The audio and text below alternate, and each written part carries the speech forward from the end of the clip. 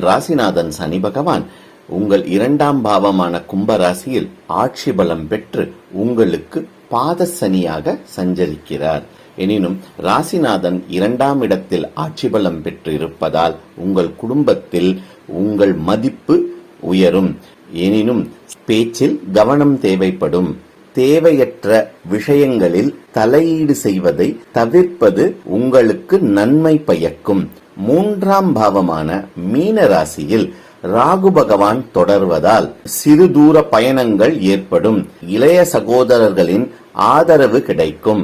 வேற்று மொழி வேற்று மதத்தினரால் அலைச்சல் உண்டாகும். 4ஆம் பாவமான மேஷ ராசியில் செவ்வாய் பகவான் ஆட்சி பலம் பெற்று தொடர்வதால் வீடு வண்டி வாகனம் போன்ற விஷயங்களில் உங்களுக்கு அனுகூலம் ஏற்படும். தாயாரின் உடல் நலனில் கவனம் தேவை.